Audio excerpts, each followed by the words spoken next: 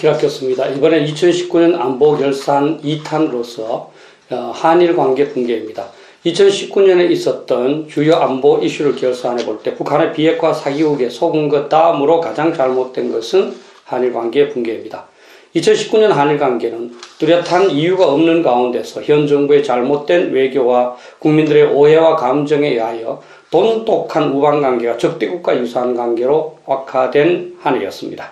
겉으로는 그렇지 않은 것처럼 하지만 현 정부의 원칙도 합리성도 없는 한일 정책으로 인하여 상당수 국민들은 부끄러움을 느끼고 결국 일본이 칼자루를 쥐게 되고 한국은 칼날을 잡게 된 형국으로 진행되고 말았습니다.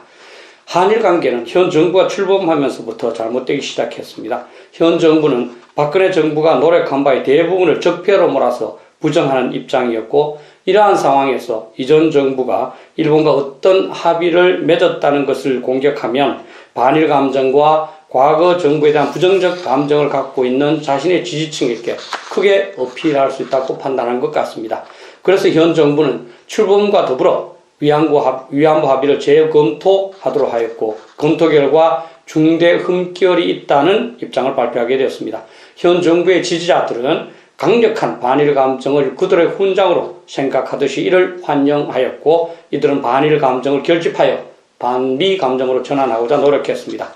이러한 분위기가 지속되는 가운데 2018년 11월 30일 한국의 대법원 전원합의체는 이춘식 등 강제징용 피해자 4명이 신일본 제철을 상대로 낸 손해배상 청구 소송 제3고심에서 신일본 제철의 손해배상 책임을 인정하는 판결을 내렸습니다. 즉 1965년 청구권 협정으로 한일 국가 간에는 일제강점기에 관한 금전적 청산이 종료되었지만 개별 회사의 경우에는 그렇지 않다는 입장이었습니다. 일본 정부는 이 판결이 부당하다면서 반발하였고, 한국 정부가 적절한 해결책을 모색해야 한다면서 협의를 요구했습니다. 그러나 현 정부는 상권 분립의 원칙만을 주장하면서 일본의 요구에 일체 응하지 않았습니다. 2018년 연말에 발생한 또 한 가지 중요한 사항으로서 2018년 12월 20일 한국의 광개토 대왕함이 북한 어선을 처리하는 과정에서 근처를 비행하는 일본의 초계기에 사격 통제용 레이더를 조사하였습니다. 한국은 그러한 적이 없다면서 오히려 일본 초계기의 저공 비행을 비판하였고, 일본은 사격 통제용 레이더를 조사한 것은 분명한 사실이고 그러한 행위는 적대국에게 시행하는 것이라면서 반발하였습니다. 한국의 정경두 국방장관은 이에 대한 정확한 조사보다는 해군의 보고만을 믿으면서 오히려 일본에 대한 단호한 대응을 주문하였습니다. 광개토 대왕함에 의한 레이더 조사 문제로 한일 간의 갈등이 불거지고 있는 상황에서 2019년 1월 10일 문재인 대통령은 연두 기자회견을 통하여 일본 정치인들이 일제강점기 강제징용 피해자의 보상 문제를 정치 쟁점화한다면서 일본이 겸허한 입장을 가져야 한다고 강조하였고, 그러자 일본 정부는 매우 유감이라면서 반발하기 시작하였습니다.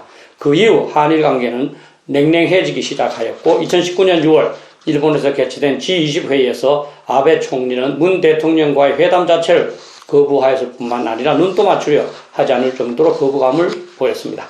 이와 같이 한일 관계가 악화되는 과정에서 일본은 2019년 7월 1일 반도체 제조 등의 핵심적인 소재인 세계의 수출을 규제하겠다는 결정을 내렸습니다.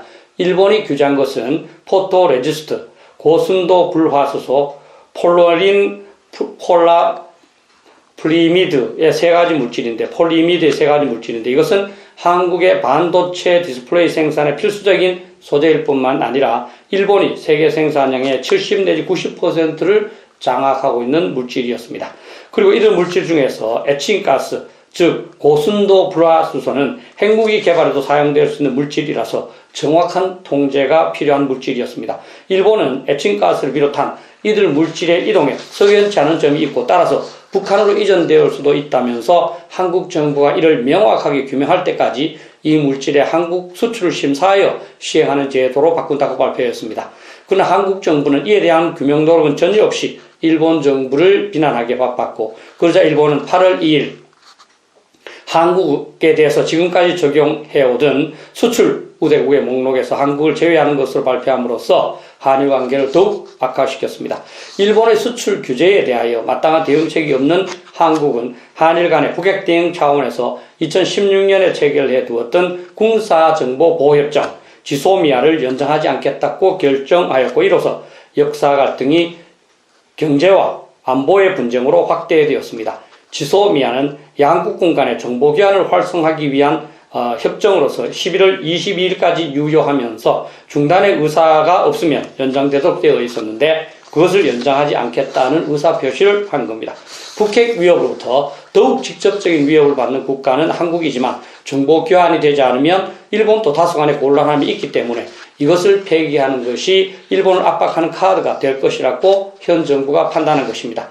그러나 국내에서 이것이 자해적인 조치라는 비판이 일어나고 미국도 그것을 폐기하는 것은 한국, 미국, 일본 간의 안보 협력을 부정하는 것일 뿐만 아니라 한미 동맹에도 심각한 영향을 준다면서 연장할 것을 요구하자 결국 한국은 종료 6시간을 남긴 2019년 11월 22일 이것을 폐기하지 않기로 결정하여 현재 이르고 있습니다. 최근 문재인 대통령과 아베 신조 일본 총리는 2019년 12월 24일 중국 청두에서 열린 한중일 정상회의에서 만나 회담을 가졌습니다.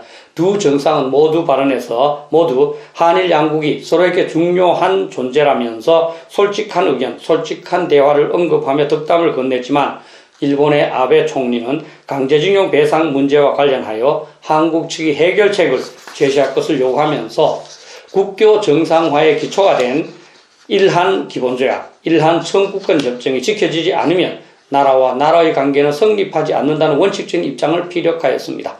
이에 대하여 문재인 대통령은 조기 해결을 도모하겠다는 입장만 반복하였을 뿐입니다. 언론에서는 한일 관계가 풀어질 것으로 전망하기도 했지만 제가 보기에는 일본은 원칙을 포기하지 않을 것 같고 2020년에도 결국 한국이 수세를 올리면서 현재와 유사한 냉랭한 관계가 지속될 가능성이 높다고 판단됩니다.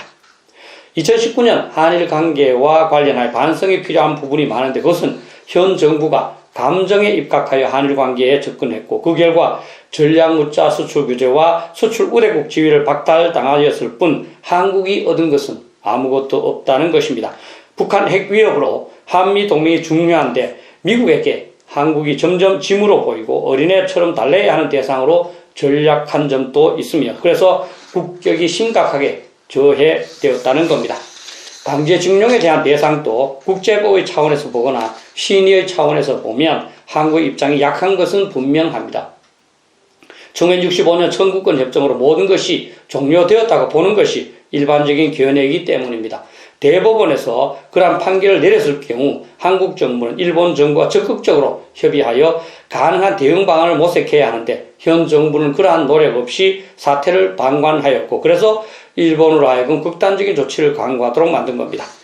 2018년 12월 20일 한국 군함에서 일본의 초계기에 대해서 사격 통제용 레이더를 조사했다는 일본의 의혹 제기에 대해서도 한국 정부가 분명히 조사를 할 필요가 있었습니다. 당시 한국 군함은 북한 어선을 수색하고 있었다고 하고 일본의 초계기가 지나치게 근접 접근을 했지만 사격 통제용 레이더의 전자파는 방사하지 않았다고 하지만 제3자를 통한 객관적인 조사는 없었기 때문입니다. 한국 정부는 외부 전문가로 팀을 구성하여 한국 해군을 심도 있게 조사하고 일본에게 요청하여 일본의 자료를 비밀을 지키면서 열람한 후 객관적인 결론을 내렸다면 그것이 한일 관계를 악화시키지는 않았을 겁니다. 한국 레이더를 조사했다면 인정하면서 재발 방지를 약속하면 될 일인데 서로의 입장만 주장함으로써 작은 일이 한일 관계를 어렵게 만드는 수준으로 커진 것입니다. 에칭가스를 비롯한 전략물자의 일본 수출 규제와 관련해서도 일본은 군사 용도의 전용이 가능한 물품이 북한으로 흘러들어갈 우려를 제기한 겁니다. 그렇다면 한국 정부로서는 에칭가스의 행방을 정확하게 추적하여 일본의 주장이 잘못되었다는 점을 반박하든가 아니면 일본이 우려하는 것처럼 잘못된 점이 있으면 그것을 시인하면서 수정하면 되었을 것입니다. 그런데 이것을 무조건 반박만 하니 일본으로서는 다른 방법이 없었고 결국 수출 우대국에서 한국을 제외하는 결정까지 내리게 된 것입니다.